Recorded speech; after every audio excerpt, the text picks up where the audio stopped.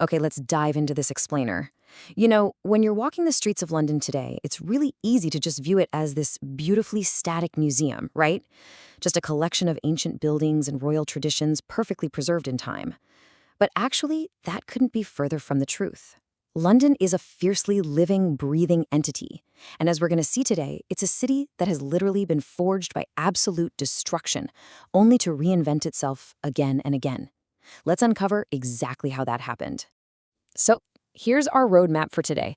We'll start with London's ancient foundations, move through the crucible of disasters, its rise as an engine of empire and culture, the modern crucible, and finally, tomorrow's challenges. By the end of this, we're going to connect the city's incredibly chaotic past directly to the massive, complex challenges it's facing right now. All right, part one, ancient foundations. From swamps to Roman fortresses. To really understand London, we have to look way past the palaces and those iconic double-decker buses. Long before it was even a city, the geography of the River Thames made it a natural meeting place for millennia. It transformed a swampy, heavily forested riverbank into the ultimate intersection of human history. Let's move to the timeline and see how this builds across an almost unimaginable stretch of time. We're starting 500,000 years ago. Archaeologists have actually found early hominin flint tools right there by the Thames. Then, fast forward a staggering amount of time to 43 AD, and the Romans formally establish a trading port they called Londinium. Jump again to 1066. The Norman conquest brings William the Conqueror in, and he just immediately demolishes wooden palaces to build massive stone castles, including the Tower of London, specifically to terrorize and control the local population. But actually, let's rewind just slightly back to the Roman era, because we need to see a pattern that really defines this city. Just 17 years after the Romans founded Londinium, Queen Boudicca and her Iceni tribe raided the settlement and absolutely burnt it to the ground. Total, utter devastation. But here's the thing. The Romans didn't just abandon it. They rebuilt it, and they rebuilt it stronger, fortified with massive walls. This early destruction really set the ultimate historical pattern for London.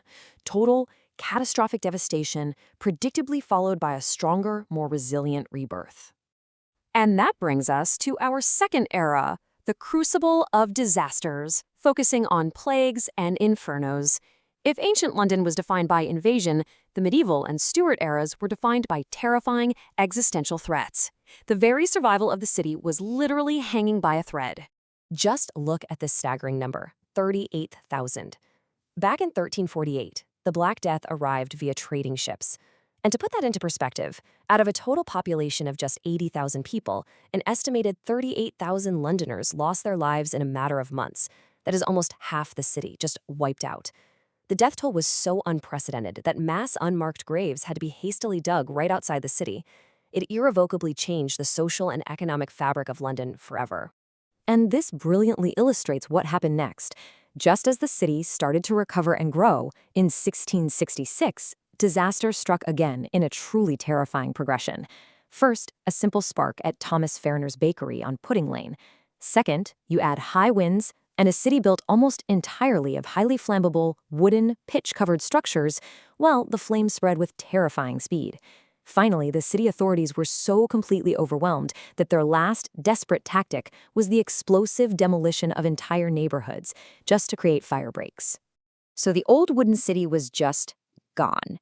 But remember that pattern of resilience we talked about? From the ashes, new strict building codes were mandated. Wood was essentially banned for most construction. Enter sepulchral stone and brick. These were expensive, but critically fire-resistant materials. The grand stone skyline of steeples and monuments that tourists admire today, including the famous monument to the fire itself, was born entirely out of the ashes of this unbelievable catastrophe. Part 3. Engine of Empire and Culture. The Rise of Modernity. Having survived plague and fire, the city expanded rapidly. Through the Tudor, Georgian, and Victorian eras, London completely transformed from a resilient survivor into a massive, global powerhouse. It became the epicenter of an empire and a true pioneer of modern urban living. This era brought massive societal shifts. We see the emergence of a brand new demographic, the middle class. And this was born from global trade and commerce, not just inherited titles.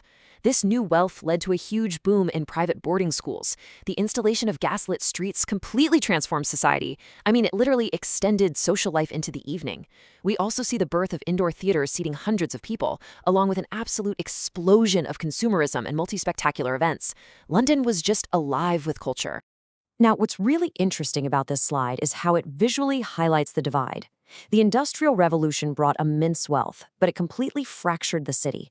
On one hand, in places like Mayfair and Belgravia, you had the aristocratic elite, extravagant shopping, and highly respectable West End theaters. But then, just a few miles away in the East End, you found an entirely different reality. This area actually became known as the Graveyard of Nations. It was characterized by appalling, overcrowded tenements packed with the poorest laborers and unrefined, cheap entertainment. It was literally two entirely different worlds sharing one city. The inequality was profound, and honestly, the attempts to fix it were often deeply flawed.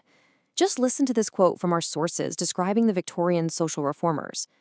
The new social workers, the guardians, in addition to being honest, were worm-eaten old gentlemen of high social standing, descending upon it in their carriages from manor houses. Writers like Charles Dickens were actively out there highlighting these painful social divides, pointing out how totally disconnected the wealthy elite were from the harsh realities of the workhouses they were supposedly managing. And that brings us to our fourth section, the modern crucible. Blitz to cool Britannia. Entering the 20th century, the world was changing rapidly. Global wars alongside shifting cultural identities were about to force London to completely reinvent itself yet again. World War II brought total devastation from the skies, and the statistics of the Blitz are just incredibly grim. 15,000 civilian lives were lost. 80% of the city's clear fabric and over 5,500 buildings were destroyed, racking up an estimated $38 million in property losses at the time. The physical structure of London was utterly shattered, but remarkably, its spirit remained completely unbroken.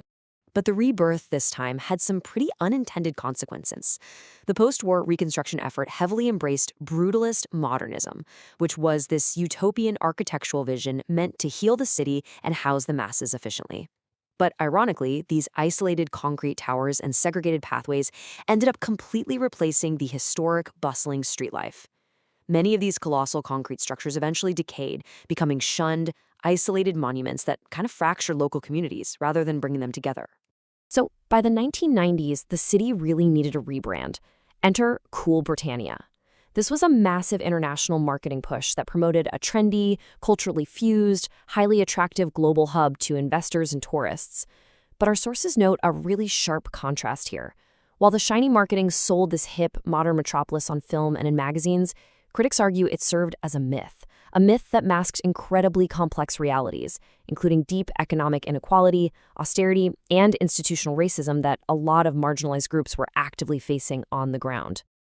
Which leads us to a pretty profound question as we look at the city today. After surviving plagues, infernos, and global warfare, London has successfully emerged as one of the most desirable, financially powerful megacities on the planet. But can London survive its own success? Let's move to our final section, tomorrow's challenges, navigating the 21st century. Today, the capital isn't facing Roman raiders or the Luftwaffe. The crises threatening the city's future stability are incredibly complex, highly modern, and deeply, deeply systemic. So the crucial point is this: 8.9 million. That is the current population of London, and it places an absolutely unbearable strain on the city's infrastructure, particularly housing. The city currently faces a staggering 450,000 home deficit. With sky-high property values and a severe lack of affordable space, living in London is becoming nearly impossible for the everyday workers who literally keep the city running. And housing is really just the tip of the iceberg here. Alongside the land supply crisis, environmental issues are urgent. In 2016 alone, air pollution claimed 9,500 lives. Now, policies like the ultra-low emission zone aim to fix this, but they face very real-world pushback from suburban commuters who rely on their vehicles. Add to that the looming threats of climate change, which brings extreme flooding risks to a river city, plus highly precarious labor markets that are just widening the gap between the rich and the poor. You know, these modern issues really echo a historical truth about this city.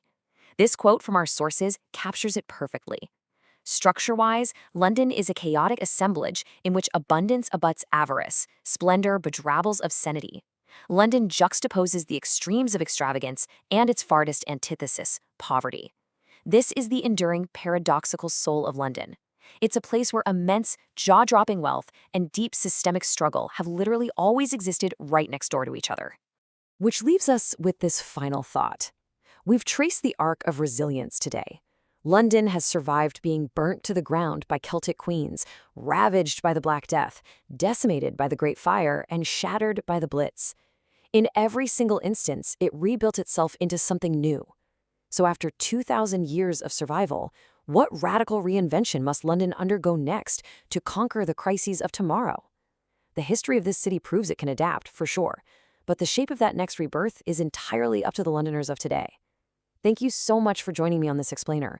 I hope this journey gave you a brand new lens through which to view this incredible city.